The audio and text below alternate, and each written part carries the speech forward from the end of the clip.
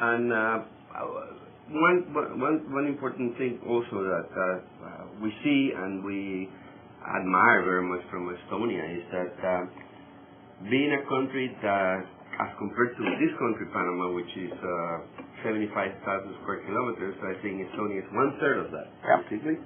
And about half the population, we have 3 million, you have probably 1.4. So then you have this country that 20 years ago was part of Soviet Union, and 20 years later, you see that, for example, Skype, the company Skype, which is the leading edge of technology in the world, is an Estonian company. At the same time, you see that the Estonian entrepreneurs are now taking over the Finnish fleet. They are buying and they're becoming the vessel, the Greeks of the Baltic now. More or less. And so, where does that entrepreneurial spirit, is the entrepreneurship, is this a combination of, you as a historian can tell me, or you think that a lot of this has to do with economic reforms? I think it has to do with economic reforms. I think I have visited lots of countries in the world and seen different people, and at the end we're all the same. I don't think there is some nation which is more entrepreneur as another nation. I think it depends very much from the courage in one moment to do this necessary decision to launch the real reforms in your country. This is the will what, of course, people can give to the politicians, but then the politician must really answer to these needs. They must understand that their goal is not to look only on the polls and try to be always popular.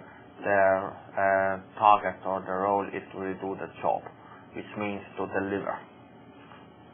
And for example, so basically what we're saying is if you have few rules, simple rules, you privilege a private enterprise, private initiative, then you're going to have the Bill Gates in your garage sometime soon. Yeah. It doesn't take all these countries putting a lot of courses on entrepreneurship when they are not changing the rules. So at the end of the day, what you're doing is, pumping all this education. The courses are good too, but really you're absolutely right. When you're not changing the rules, then you can do so much courses as you want, but you are not getting those results.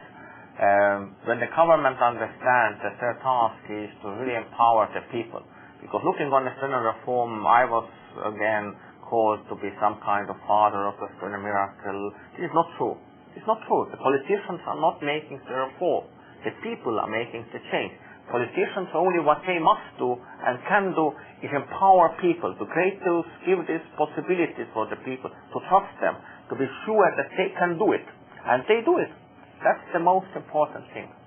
And the young people in Estonia are very believers of this freedom and entrepreneurship. People that form Skype is pretty young people. They are very young. So very young. In Estonia it looks to the government, so everybody is young.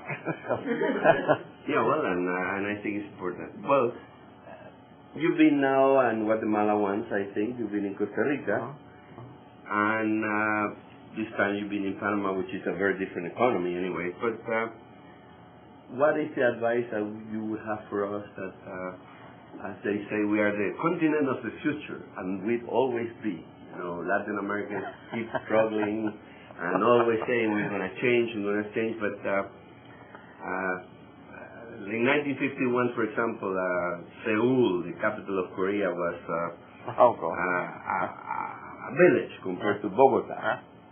Today, 2 years ago, on the 100th anniversary of the 50th anniversary of the Korean War, Colombia had sent troops in that time.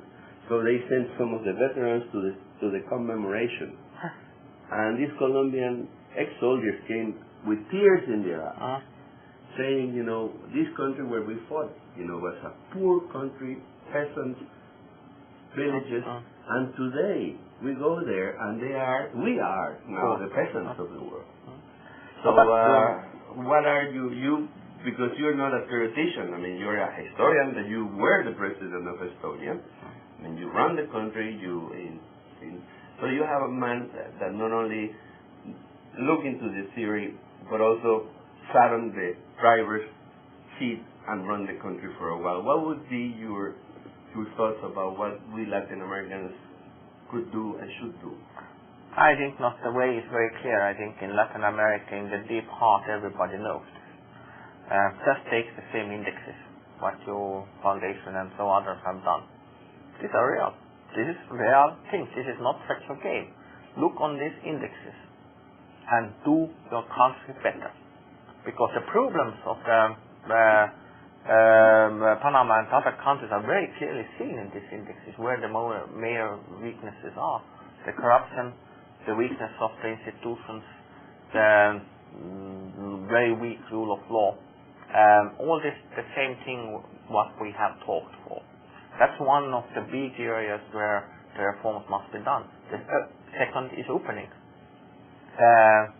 When we are looking on the attempt of a lot of countries in the Central and South America not to open but to close yourself, that is thank God not so in Panama. It looks, at least for me, this is a very, we can say, big mistake. The first thing, of course, is really to be innovative.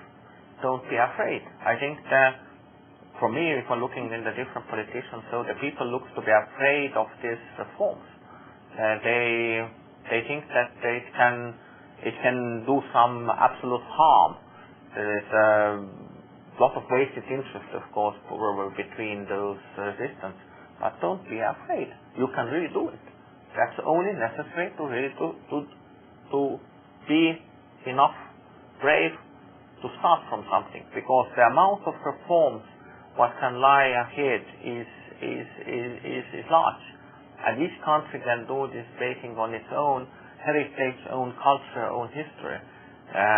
Think with your own head. Actually, you know all the answers. They are in your heart. My task is here only to encourage you, because you can really do it. Thank you very much. Conversation with Mart Laar. Thank you. Thank you. And enjoy your coffee. We got you coffee.